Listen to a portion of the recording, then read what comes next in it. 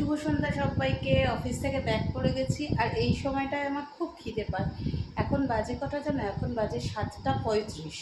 তো আমি এসে ফ্রেশ হয়ে সন্ধ্যেটা দিয়ে নিয়েছি। এবার আমি খাবো হচ্ছে এই দেখো এইখানে রাখা আছে আমার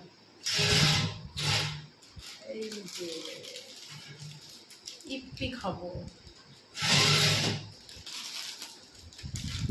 ইপ্পিটা বানাবো আর ইপ্পিটা খাবো।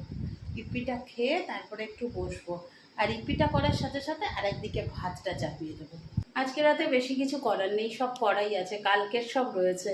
ডিম রয়েছে, তারপরে তোমার দাঁড়াও আগে জানলাটা খুলি, একটু ঠান্ডা হোক ঘরটা।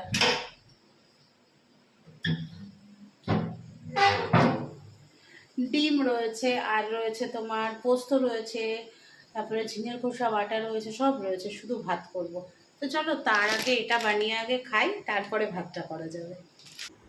আজকে ইপ্পিটা একটু সুপি সুপি খেতে ইচ্ছা করছে, তাই একটু সুপি বানালাম, একটু ঝোল ঝোল রেখে। না হলে আমি সাধারণত ড্রাই খাই, একটু ঝোল ঝোল রেখে বানিয়েছি ইপ্পিটা।